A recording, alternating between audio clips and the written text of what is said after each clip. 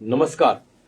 तबसरा आज दोपहर तक में एक बार फिर आपका स्वागत है और मैं हूं दर्शपाल गुप्ता और मेरे साथ है वरिष्ठ पत्रकार सतीश वर्मा जी।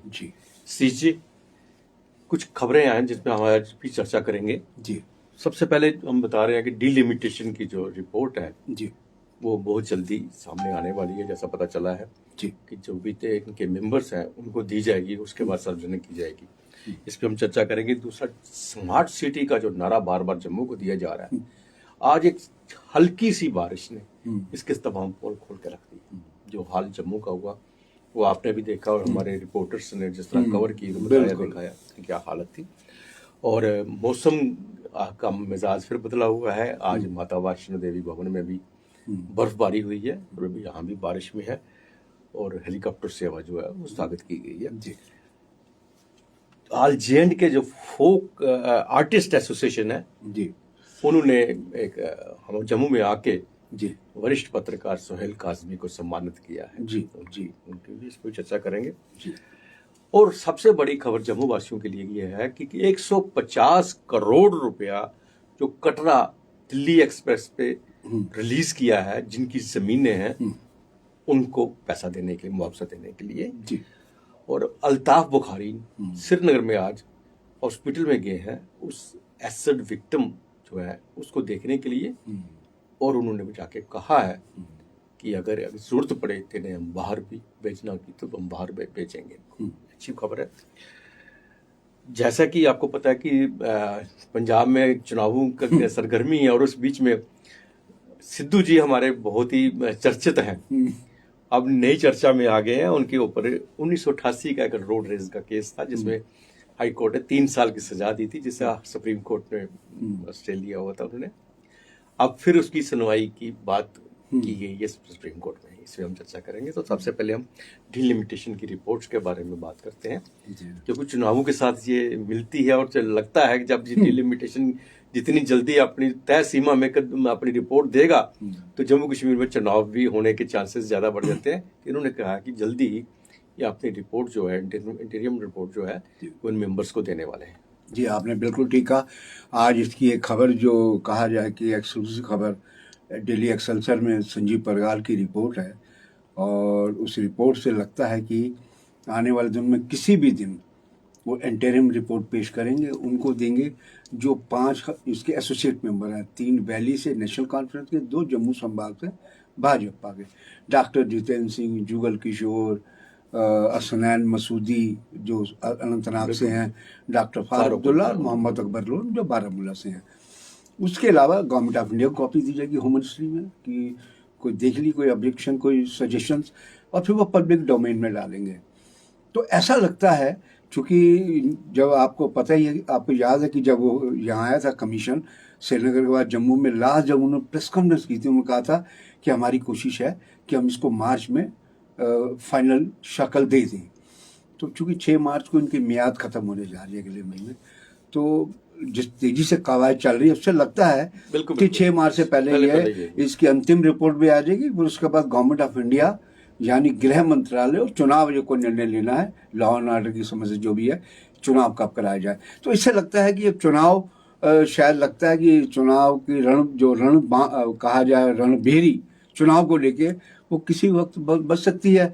और दिलचस्प बात यह है कि हालांकि ये जब आयोग बना था तो नेशनल कॉन्फ्रेंस के 3 मेंबर पार्लियामेंट ने दिल्ली जाने से बाइकाट कर दिया था। इसलिए कहा था कि हमने रिट लगा रखी है, ये जो यूटी बनी है, पुनर्गठन किया गया, तो हम उसके खिलाफ। लेकिन अब चूंकि उन्होंने देखा कि हम बाइकआउट करेंगे तो हम कहीं ना कहीं हाशिए पे आ जाएंगे, तो पिछले दिनों उन्होंने मुलाकात करने की कोशिश करी, बातचीत हुई है, लेकिन उनका कहना यह है कि पहले आएगा हमारे पास इंटरिम रिपोर्ट, हम अपने सजेशन देखेंगे कितनी माने जाते हैं कितनी माने जाते। लेकिन इतना जरूर लगता है कि शायद जिस प्रकार पर सीमान आयोग अपनी कवायद कर रहा है, चुनाव की संभावना बनती दिखाई दे रही है। लेकिन बीजेपी के कुछ नेताओं का दबी जुबान में यह मानना, हमसे जब दोस्ती में बात करते हैं, कहते हैं सतीश जी अभी हमें नहीं लगता कि चुनाव आनी होंगे। हमने कहा क्यों? कहता है दिल्ली वालों का सिस्टम ड्यूटी से चल रहा है, दिल्ली से बैठ के, तो क्यों करेंगे। मैंने कहा नहीं, फिर भी 3 साल से ज़्यादा का समय हो गया, चूँकि लोकशाही लोकप्रिय सरकार होनी चाहिए, आम लोगों के मुद्दे तो एक पॉलिटिकल सिस्टम ही सुन सकता है ना, ब्यूरोक्रेसी तो अपने तरीके से चलती है। तो उम्मीद करनी चाहिए, हम समझते हैं कि अब चुनाव जो 3 साल से लंबित पड़े थे, शायद उसका श्री गणेश हो जाए। बिल्कुल बिल्कुल। जी, स्मार्ट सिटी की बहुत बात की जा रही है, म्युनिसिपल कॉर्पोरेशन से बनाने जा रही है, बहुत सा पैसा लगाया जा रहा है, बहुत से सपने दिखाए जा रहे हैं, लेकिन आज रात एक हल्की सी बारिश ने इसकी सारी पोल खोल के रख दी। जिस तरह से लास्ट बोर्ड पे आके गांधीनगर में जिस तरह से पानी था, ऐसा लग रहा था कि यहाँ पे बोट चल रही होंगी, क्रूज जो है यहीं पे चलाया जाए कि जेल में यहीं चला दो तो ज़्यादा बेटर है। हमारे लड़कों ने, जैसा रिपोर्टर्स ने वहाँ पे जाके रिपोर्टिंग की और दिखाया, वाकई बहुत हालत ख़राब है। तो इसमें स्मार्ट सिटी का क्या दावा कर रहे हैं? देखिए, मैं समझता हूँ कि हम इस विषय पे 3-4 बार पहले भी चर्चा कर चुके हैं, खासतौर से कोरोना के मामले और दूसरे मामलों में। और हम समझते हैं कि इनका भरोसा, जो यकीन है स्मार्ट सिटी वालों का, वो कहते हैं प्रचार पर ज़्यादा भरोसा रखो, हकीकत में मत रखो। तो ये जो आज जिस प्रकार सड़कों में पानी भरा, ये हम स्मार्ट सिटी के दावों को मुंह चिढ़ा रहे हैं। बिल्कुल बिल्कुल, कि तुम क्या बकवास कर रहे हो, हकीकत में हम लोग ये हैं। तो मैं समझता हूँ कि सरकार को पता नहीं कब, मेयर साहब हैं यहाँ पर, चेयरमैन स्टैंडिंग कमेटी है म्यूनसिपैलिटी के, जो स्मार्ट सिटी में जिनकी अहम भूमिका है, या फिर यहाँ का जो सिस्टम है ब्यूरोक्रेसी का, वो आखिर क्या कर रहे हैं? सिर्फ बयानबाजी, अखबारों में इश्तिहार दे दिए, दाएं में बोल दिया, भाषण दे दिया रंगीन।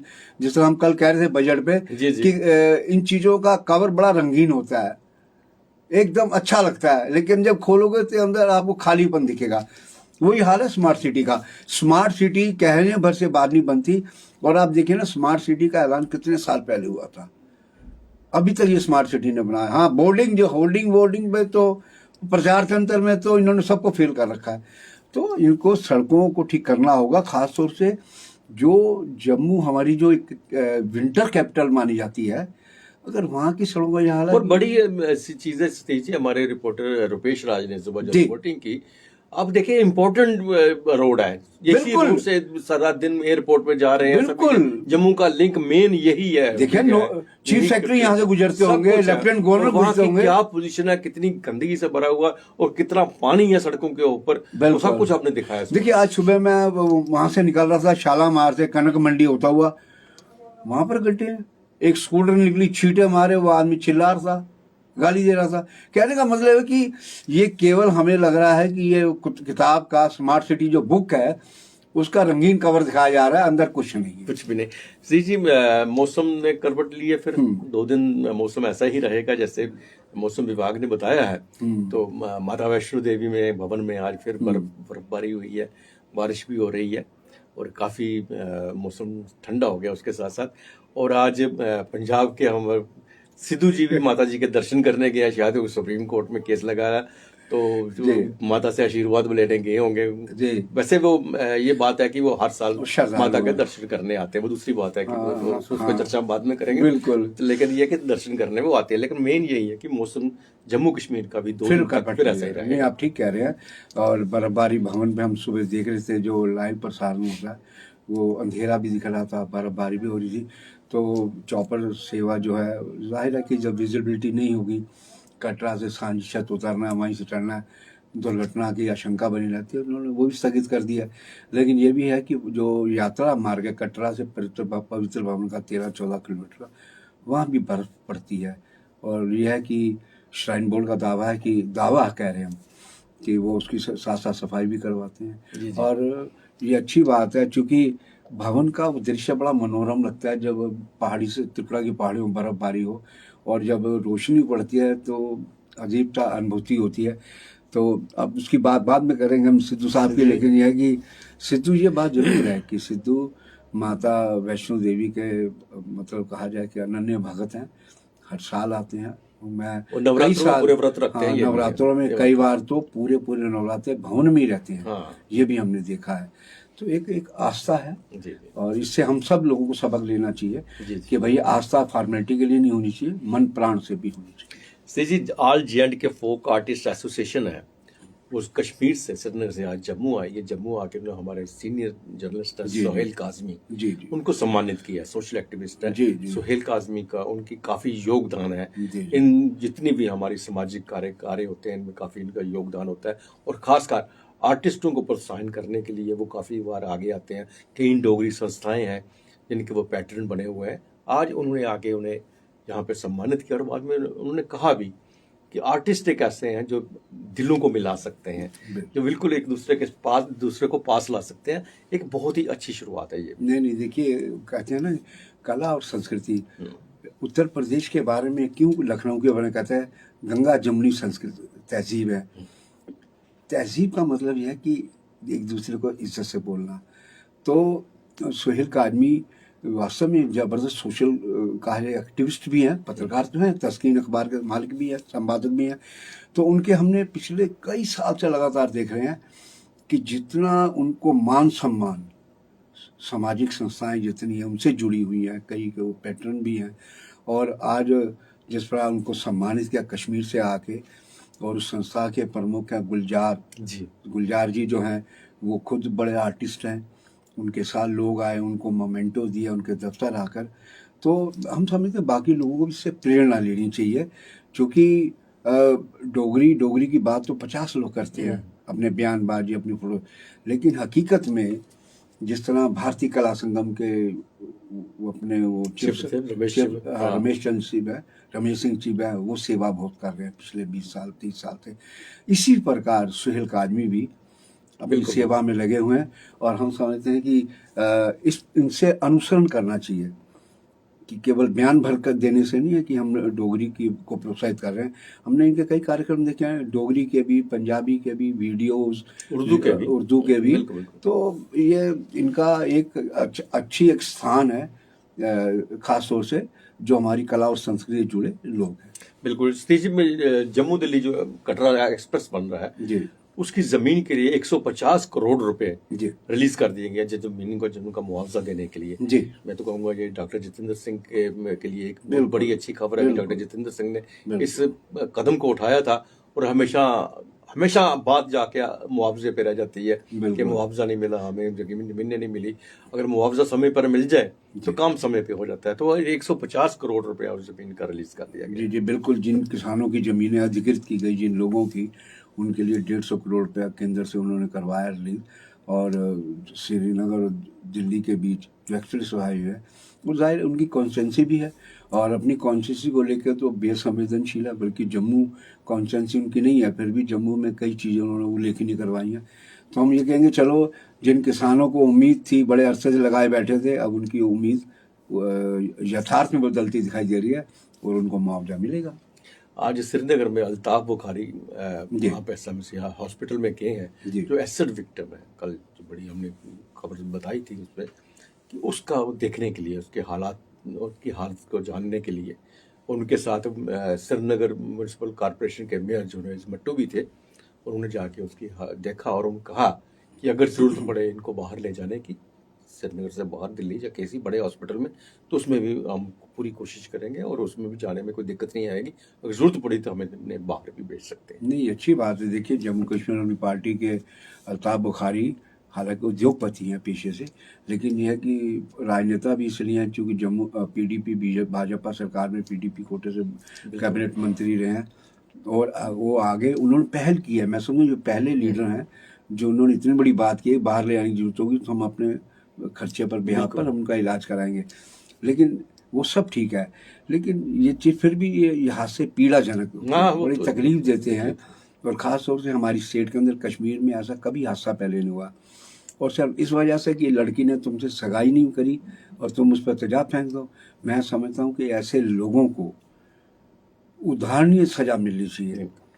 ऐसी सज़ा मिले कि ताकि बाकी लोग करने से पहले 1000 बार कांपना शुरू हो जाए कि हमको ये सज़ा मिलने जा रही है। ये वास्तव में ये केवल एक उस बच्ची पे नहीं, ये मानवता पर उन्होंने हमला किया है, मानवता पे। तो ऐसे लोगों को कड़ी सज़ा मिलनी चाहिए। और हम अल्ताफ बुखारी को साधुवाद कहेंगे कि उन्होंने पहल करी और ये कहा कि इस लड़की को लेकर अगर बाहर जाने की जरूरत पड़ेगी हम उससे पीछे नहीं हटेंगे। और मेयर जो जुनेद मट्टू हैं श्रीनगर के, वो भी इस मामले में साथ लगे हुए हैं। ये तो अब बात करते हैं सिद्धू की। सिद्धू के केस की जो 25 फरवरी 1988 में 1980 में रोड रेज केस हुआ था, जिनके एक मारा गया था इनके हाथों से। अब क्या था वो सब अदालती बात है। जी। तो उसको किस हालात से वो देखते हैं, वो किस नहीं करते हैं। तो उस वक्त उनको कोर्ट ने सजा सुनाई, 3 साल की सजा सुनाई थी। तो इन्होंने सुप्रीम कोर्ट से वो स्टे ले रखा था और सुप्रीम कोर्ट में अभी तक वो केस बंद पड़ा था। अब उनके केस को फिर खोला गया है।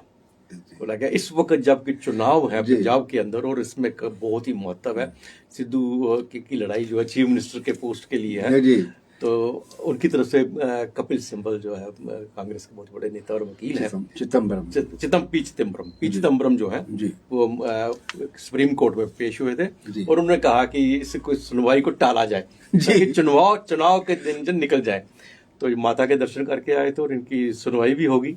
अब ये केस जो है 25 फरवरी को सुनवाई होगी, जाकि इनके चुनावों के बाद। आप बिल्कुल ठीक कह रहे हैं कि ये चुनाव का मौका है, ये खेल है या कोइंसिडेंट है, ये क्या कहा जा सकता है कि चुनाव के मौके पर वैसे भी सरकार पे आरोप लगते रहे हैं कि कोई इनका ओपोनेंट हो, कंपिटिटर हो, तो उसके ऊपर कभी ईडी, इनकम टैक्स, फलाना ढिकड़ा आया था। अब कोर्ट के जरिए, चूंकि लोग तो आरोप लगाएंगे ना, कहते हैं मौका तो कह रहे हैं 5 साल जब बीजेपी में थे तब तक तो वो कुछ हुआ नहीं है। अब चूंकि चुनाव लड़ रहे हैं वो, तो ऐसे मौके पर अगर चुनाव खोलेगा तो लोग तो बात करेंगे, चाहे ये रूटीन का मैटर हो, लेकिन लोग तो बात करेंगे। लोगों की बात को नहीं रुका ऐसा कि वो चुनाव का मौका है, वो चूंकि उनके खिलाफ, चूंकि वो कह चुके कैप्टन अमरिंदर सिंह, मैं इनको किसी कीमत में जीतने दूंगा। यही भाषा वो मजीठिया बोल रहे हैं, यही भाषा केजरीवाल बोल रहे हैं, समझे ना। जब ये 3-4 शख्स जो है इस तरह की भाषा बोल रहे हैं, पावरफुल ताकत लोग बोल रहे हैं, तो संदेह तो उठता ही है कि भैया पोलिंग में कितने दिन शेष रह गए हैं। आज 3 तारीख या 20 तारीख को पोलिंग है, तो इसका मतलब कुछ लोग कहेंगे हो सकता है खेल हो। अगर इस बीच में पहले चुनाव से पहले उसकी कोई जजमेंट आई थी, जब सजा हो जाती है, हाँ, तो कांग्रेस को एक बहुत बड़ा झटका होगा, बहुत बड़ा झटका। लेकिन ये अच्छा है कि न्यायपालिका ने आज, सुप्रीम कोर्ट ने जब चिदम्बरम पेश हुए कि मैं इसको आगे बढ़ाया जाए, तो उन्होंने अच्छा किया। सुप्रीम कोर्ट की ओर से उन्होंने चुनाव के बाद की तारीख 25 तारीख तय की है। अब देखते हैं 25 तारीख को क्या देखते हैं क्या फैसला होता है जी। तो ये था तबसरा आज दोपहर तक का। बाकी खबरों के लिए आप देखते रहे पीपी न्यूज लाइव। नमस्कार।